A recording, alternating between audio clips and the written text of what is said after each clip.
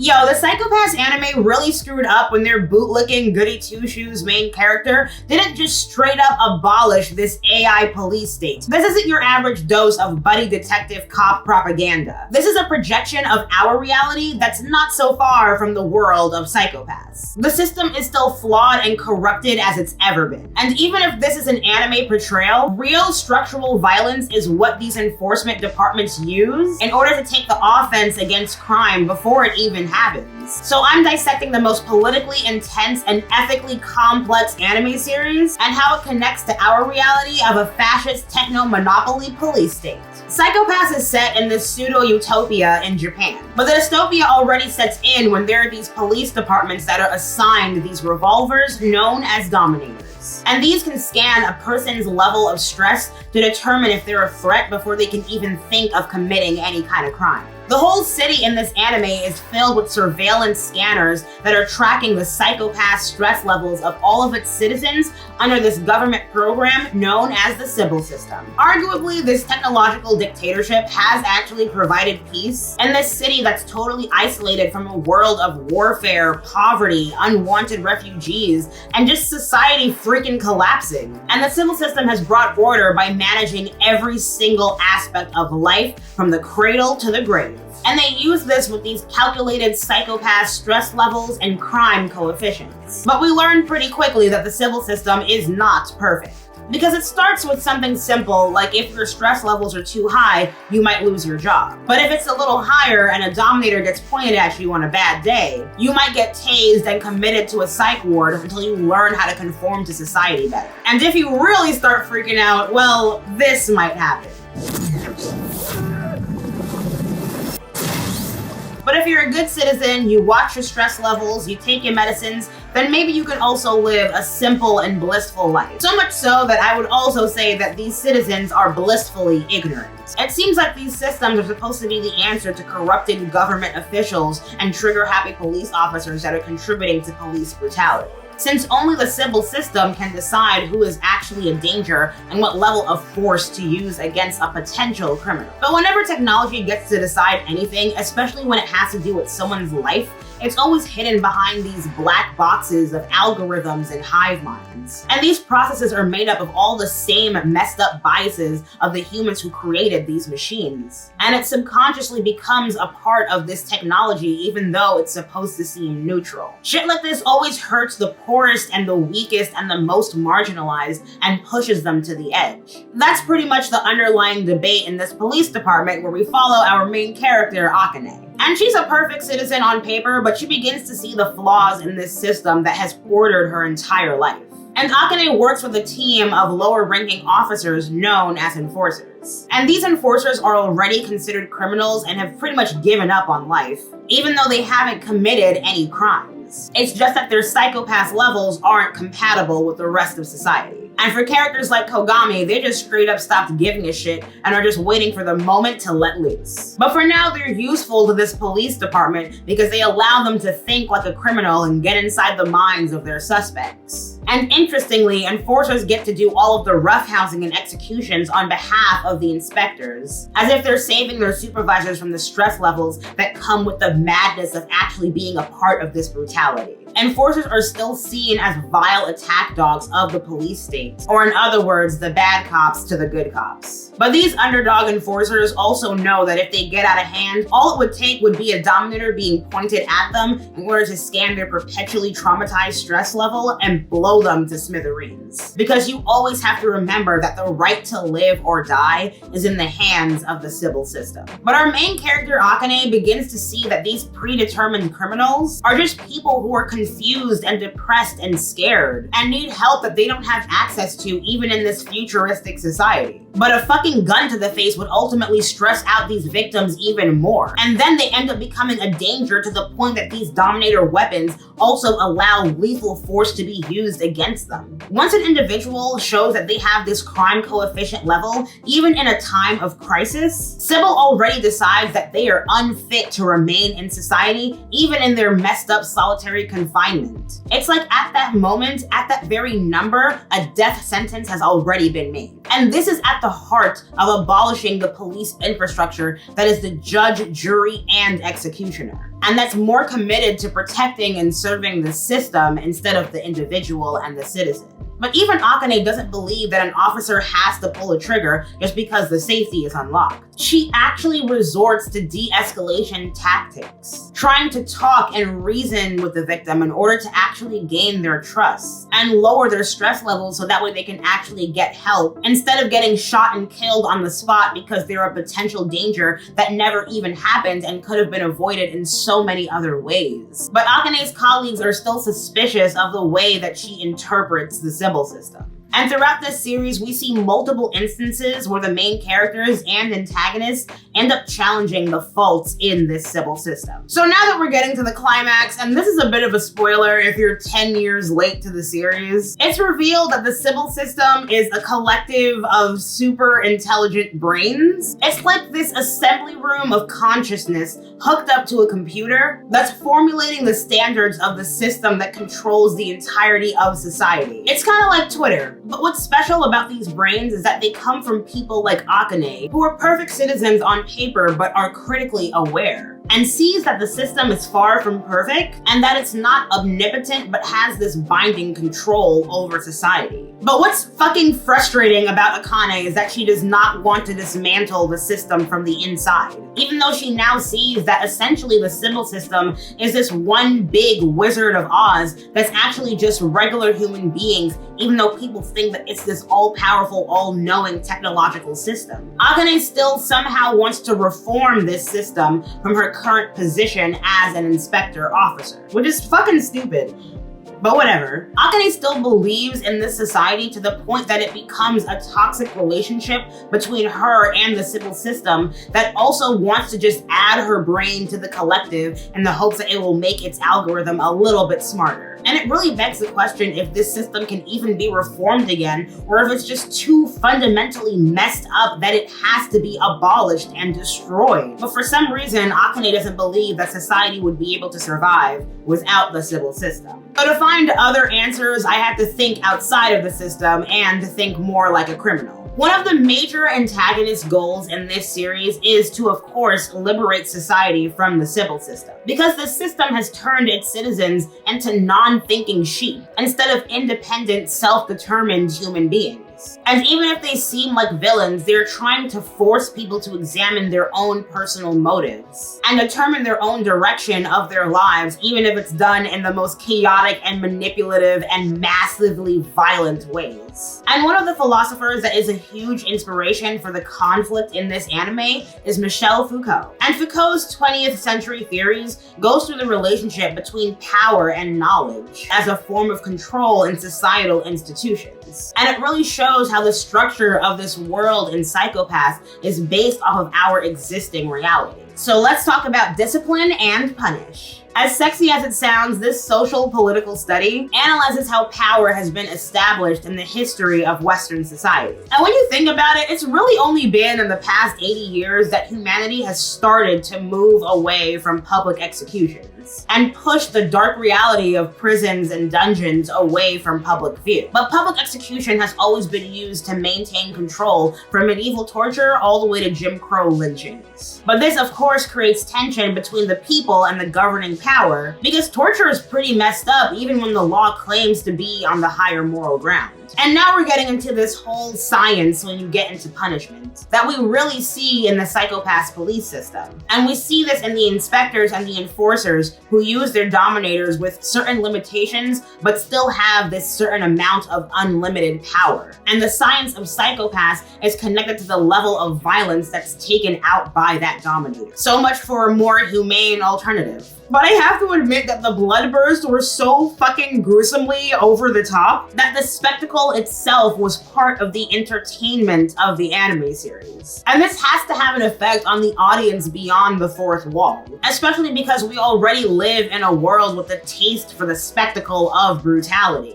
And in the early medieval stages of public beheadings, lashings, wheel torture, castration, mutilation, getting burned at the stake, quartered by horses, or practically eaten alive by ants, the whole point of the spectacle was to scare the shit out of peasants so that way they'd be on their best behavior. Every act was somehow reasoned down to a scientific amount and measurement of pain. Except in that day and age, they were using religion to measure the extent of punishment, hoping their souls will be redeemed in their screams of bloody murder. But for the average person, how many times do you have to see a dude get totally mutilated before you just get desensitized to the violence? We've just accepted how fucked up the world is like it's the latest drama episode of the week. But surprisingly, some medieval spectators all the way back then even took it upon themselves to start their own violent riots. Sometimes it was in the same ways that violence is replicated in our own communities, but other times this would go in the unexpected direction in favor of those who are being persecuted, making these dissidents into martyrs and heroes for the underdogs, and empowering this mob mentality against the governing power. For the first time, these people saw themselves as citizens who have a say in this country and this government that rules them,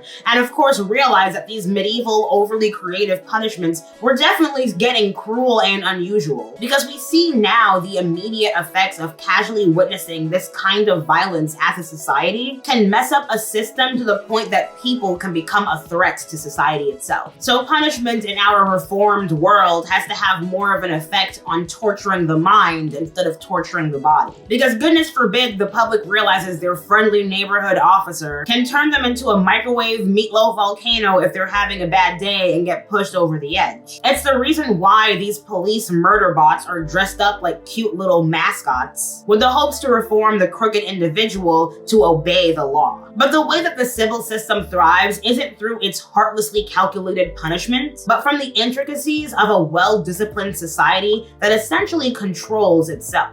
Discipline is used in every institution, from schools to prisons to places of employment, in order to create docile bodies. Even our individual actions and routines are all prescribed by the system. That tells you where you belong and where you were deemed valuable or worthless. And it becomes especially obvious when someone just doesn't fit into the norm. Even our main character seems to score perfect in every single way, but it's almost as though Akane's lack of insecurity is actually her biggest insecurity that makes her stand out the most. It's like equally suspicious to be completely unaffected by the stress to conform. And even Akane has to form these fake habits like smoking cigarettes in order to seem a little bit more flawed. And there's a term in this world that describes people who aren't affected by this fear of punishment and conformity, and they're called criminally asymptomatic. And their crime is that their stress levels can't even be sensed by all of this hyper-advanced surveillance technology. But this flaw, this defect, allows them to do and feel anything. And for a moment, they have the freedom to express themselves no matter how brave or frightening or stressful it can be. But only before they're caught like a bug in the system and found guilty for being uncontrollable. Because the fear to conform no longer applies to them for the maintenance of this fascist hive mind. So now we have the talk about the prison of the Panopticon. Every individual takes part in some kind of way in social surveillance. And we're both the watcher and the watched, whether it's somewhere local or global or in cyberspace. First and most infamously, we have the surveillance of the Panopticon, where a smaller group of enforcers watch over a larger group of captives, and these captives end up deeply internalizing this paranoia that they're being watched by a superior at all times, even if it's not apparent. Kind of like that feeling when you were a kid that your mom can see everything that you're doing in the house, even if she's not in the same room with you. And the next kind of surveillance is the Synopticon, where the many watch over the few. Think of the way that pop culture is like super obsessed with celebrity lifestyles, of a few elite individuals who are constantly in the public eye, especially today with the growth of mass media. But the most sinister and most invasive type of surveillance is the Omnipticon, where both the Panopticon and the Synopticon happen simultaneously. leading to this world that's literally anti-emancipatory, where we are observed and observing everything and everywhere and everyone all at once. Computers, tablets, and mobile phones with cameras allow the watcher to spectate anywhere they want, even to the point where the exposure of casual, everyday people doing mundane things has become some kind of constantly documented entertainment. But this is also the kind of technology that allows the government to keep and store all of these recorded images of citizens, calculating all of the ways that they could potentially turn into a criminal. And it all happens the same way that someone can monitor their workers at their business, or the way a parent can monitor their children with a babysitter that they left for the weekend. Everyone lives under this watchful eye of authority. And this is only possible because people are all too willing to be subjects of surveillance, especially on social media. These sites are built on allowing everyone to contribute, but it also creates this neural network where everyone can watch and be watched by someone else. And somehow in our digital world, everyone desires to be the most watched, to share every detail of their personal lives, willfully reveal photos of their daily routines and homes, their opinions, their political views, and any other undercooked thought that people actually want to be spectated and judged. And this is why it's so much harder, if not just entirely impossible, to ethically reform instead of completely abolishing the techno-police state. There's this toxic relationship between the social citizen and the police state that we already live in. And we're only a few technological leaps away from the militaristic and algorithmic dictatorship that we see in the Psycho-Pass anime. There's already way too much dependence on AI databases and invasive surveillance, while the increasing militarization of the police becomes more and more advanced. From high-tech drones to remote-controlled automated robots and explosives, these put distance between the execution of violent acts and the accountability of the officer who controls that weapon. The most deadly setting of these Dominator weapons in Psycho-Pass are literally called anti-person lethal modes, ranging from Lethal Eliminator, Destroy Decomposer, and Explosive Destroy Decomposer if you're feeling a little extra that day. In this way, the Dominator acts as a method of erasure that deems its target not even human anymore, which is a common theme in the present day powers that are rooted in a history of dehumanization. On contact, these lethal eliminators cause massive swelling that causes the individual's body to explode. And the whole process takes roughly 2 of the longest seconds of their life. And when it's all over, all that remains is a pile of blood and entrails. The Dominator completely erases what was once a living person, someone with a name, a personality, a family, and leaves behind nothing but a completely unidentifiable blood blob. And once the scene is clear, there's no trace remaining of any of the violence done by the Sybil system. But even Akane acknowledges that no matter how advanced or superior this algorithm is within the Dominator that decides who gets to live or die, this weapon is still just the tool, and it is the wielder, another human being, who holds it up as judgment against the person at the other end of that gun. We are already scored on our aptitudes in every aspect of life, down to our damn DNA. And all of this calculates human life into this soulless number. And all of this determines our education, our income, our housing, our credit score. And it also determines our health and our safety, and for the people who rule over us, and determines our likelihood of becoming a criminal, especially for those who are the most marginalized. But we give way too much power to the secrets of all of these cyber networks that are made up of millions of minds and biases and trends that end up stealing what remains of our human autonomy if we don't already willingly sign and click away all of our rights in the terms and conditions. Some John Lockean theorists would say that this is the social contract at work. And this is all in order to spare us from suffering in an anarchist state of nature. And we end up sacrificing our individual rights for security and protection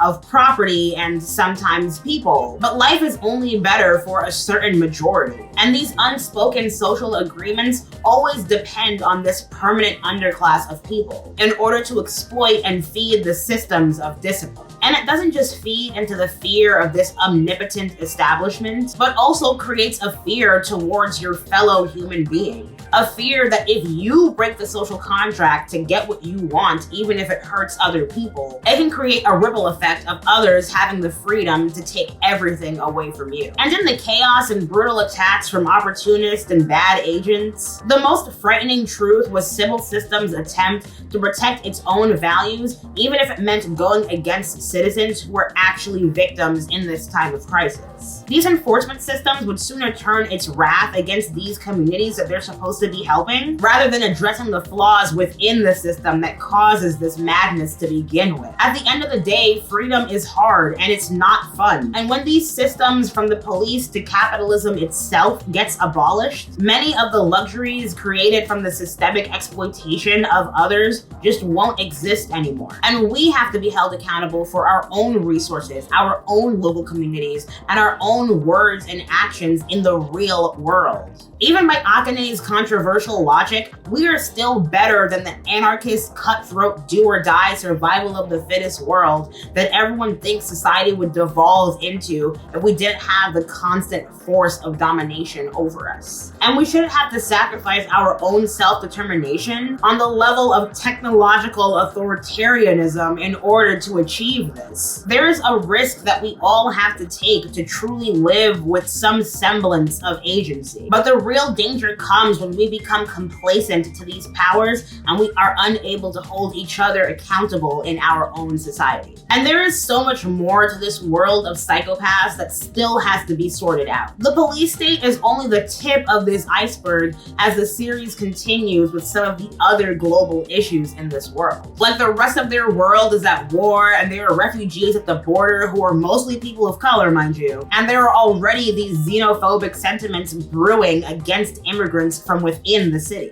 It's no different from those who think that foreigners will bring crime because they can't control themselves as well as civilized people can. Sometimes anime is a little bit too real, but sometimes seeing things from an outside lens makes reality seem more clear, especially when you change the channel and the real world looks very similar. The difference is that we have the actual power in the real world to change the way that art imitates life and change this plot line in humanity's history and future. But thanks for watching my anime analysis on psychopaths, and I hope you give this series a watch with a new perspective. If you like my video and you can now say that you feel a little bit smarter because you watched an anime, make sure you like and subscribe to join the Systapunk family for more recommendations and reviews. You can follow me on my socials, links down in the description. Thanks so much for watching, y'all. I'll see you next time. Peace.